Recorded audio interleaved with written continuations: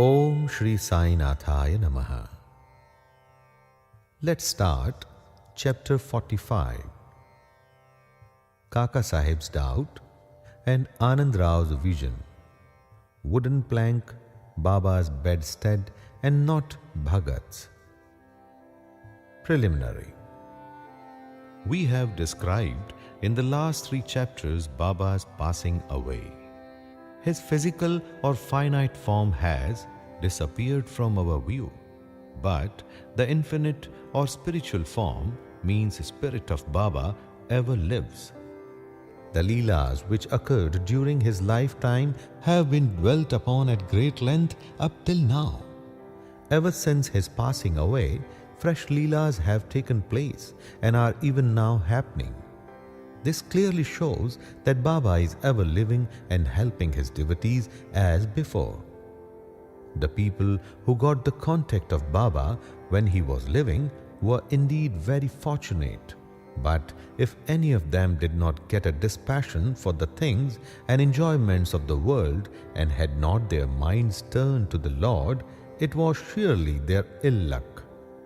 What was then wanted and is now wanted is the wholehearted devotion to Baba.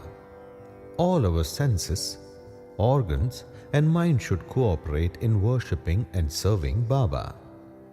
It is no use in engaging some organs in the worship and deflecting others.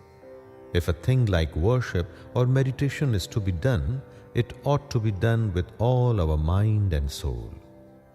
The love that a chaste woman bears to her husband is sometimes compared to that which a disciple bears to his master, means Guru.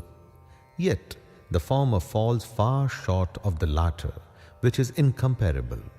No one, whether he be father, mother, brother, or any other relation, comes to our aid in attaining the goal of life, that means self-realization.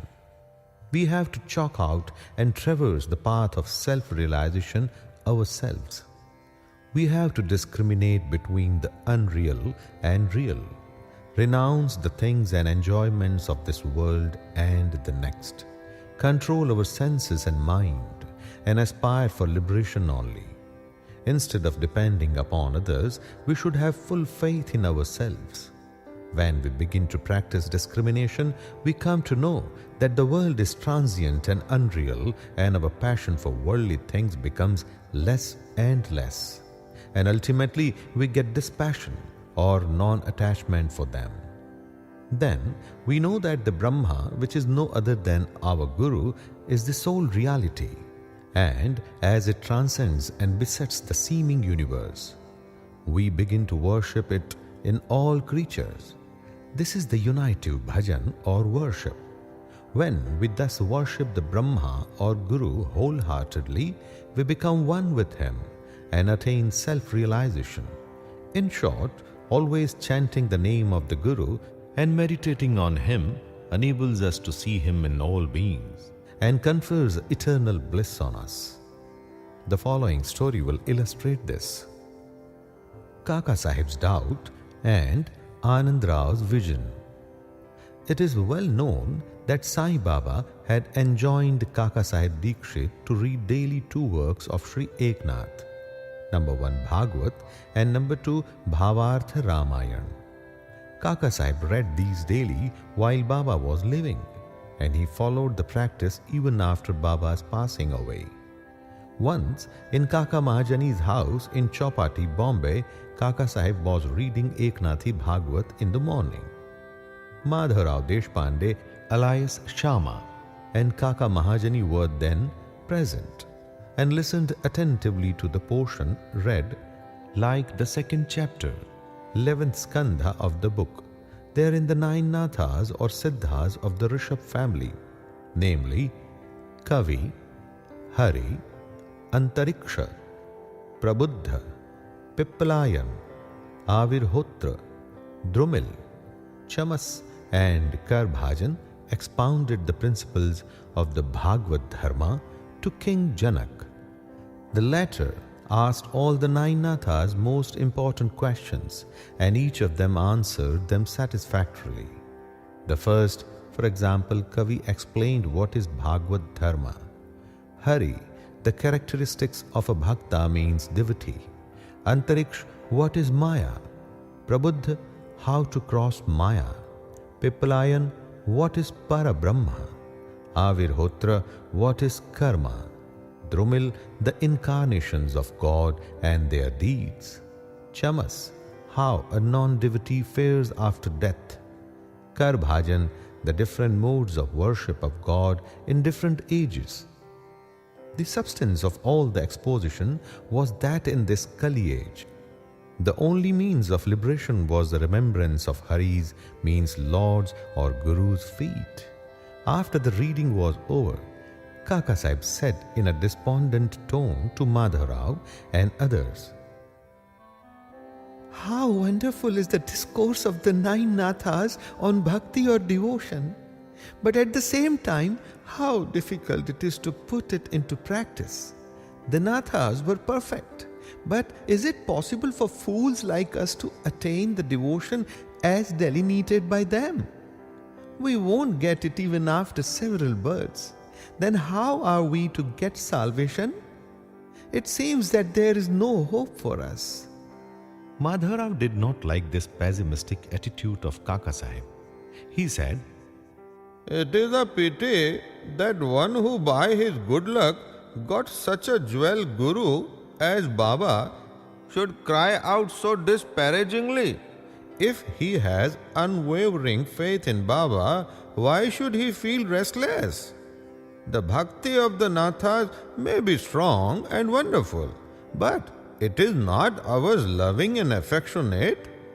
And has not Baba told us authoritatively that remembering and chanting Hari's and Guru's name confers salvation? Then where is the cause for fear and anxiety?" Kaka Sahib was not satisfied with Madhavrao's explanation. He continued to be anxious and restless the whole day, thinking and brooding over how to get the powerful bhakti of the Nathas. Next morning, the following miracle took place. One gentleman named Anandrao Pakhade came there in search of Madhavrao. The reading of the Bhagavad was then going on. Mr. Pakhade sat near Madhavrao and was whispering something to him. He was mentioning in low tone about his dream vision. As there was some interruption in the reading by this whispering, Kaka Sahib stopped the reading and asked Madhavrao what the matter was. The latter said, "Yesterday you expressed your doubt. Now here is the explanation of it. Hear Mr. Pakhade's vision, explaining the characteristic of devotion and showing that the devotion in the form of bowing down to or worshipping of Guru's feet is sufficient." All were anxious to hear the vision, especially Kaka Sahib. At their suggestion, Mr. Pakhade began to relate the vision as follows. "I was standing in a deep sea in waist-deep water. There I saw Sai Baba all of a sudden. He was sitting on a beautiful throne studded with diamonds, with his feet in water. I was most pleased and satisfied with the form of Baba. The vision was so realistic that I never thought that it was a dream. Curiously enough, Madhavrao was also standing there. He said to me feelingly, 'Anandrao, fall at Baba's feet.' I rejoined, 'I also wish to do so. But his feet are in water. How can I place my head on them? I am helpless.' Hearing this, he said to Baba, 'O Deva, take out your feet which are under water.' Then Baba immediately took out his feet. I caught them without delay and bowed to them. On seeing this, Baba blessed me, saying, 'Go now. You will attain your welfare. There is no cause for fear and anxiety.' He also added, Give a silk bordered dhotar to my Shama. You will benefit thereby. In compliance with Baba's order, Mr. Pakhade had brought the dhotar and requested Kaka Sahib to hand it over to Madhav Rao, but the latter refused to accept it, saying that unless Baba gave a hint or suggestion for acceptance, he would not accept it. Then, after some discussion, Kaka Sahib decided to cast lots. It was the invariable practice of Kaka Sahib to cast lots in all dubious matters and to abide by the decision as shown by the picked up chit or lot. In this particular case, 2 chits, on one of which was written to accept and on another to reject, were placed at the feet of Baba's picture, and an infant was asked to pick one of them. The to accept chit was picked up and the dhotar was handed over to and accepted by Madhav Rao. In this way, both Anand Rao and Madhav Rao were satisfied and Kaka Sahib's difficulty was solved. This story exhorts us to give respect to the words of other saints, but at the same time asks us to have full faith in our mother, that is, the Guru, and abide by his instructions, for he knows our welfare better than any other person. Carve out on your heart the following words of Baba. There are innumerable saints in this world, but our Guru is the real Guru. Others might say many good things, but we should never forget our Guru's words. In short, love your Guru wholeheartedly, surrender to him completely, and prostrate yourselves before him reverentially, and then you will see that there is no sea of the mundane existence before you to cross. There is no darkness before the sun. Wooden plank Baba's bedstead and not Bhagat's. In his earlier days, Baba slept on a wooden plank, 4 arms in length and only a span in breadth, and with panati means earthen lamps, burning at the 4 corners. Later on, he broke the plank into pieces and threw it away. Once, Baba was describing the greatness or importance of this plank to Kaka Sahib. On hearing this, the latter said to Baba, Baba, if you still love the wooden plank, I will again suspend or hang up one in the masjid for you to sleep at ease.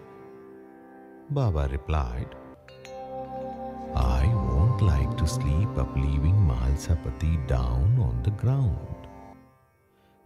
Then Kaka Sahib said, I will provide another plank for Malsapati too.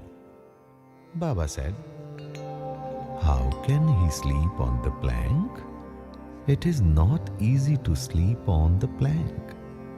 He who has many good qualities in him only can do so. He who can sleep with his eyes wide open can effect that. When I go to sleep, I often ask Mahalsapati to sit by my side, place his hand on my heart, and watch the chanting of the Lord's name there. And if he finds me sleepy, wake me up. He can't do even this. He himself gets drowsy and begins to nod his head. When I feel his hand heavy as a stone on my heart and cry out, "Oh Bhagat!" he moves and opens his eyes. How can he who can't sit and sleep well on the ground and whose asana means posture is not steady and who is slave to sleep can sleep high up on a plank? On many other occasions, Baba said, out of love for his devotees, what is ours means whether good or bad is with us, and what is others is with them. Bow to Shri Sai. Peace be to all.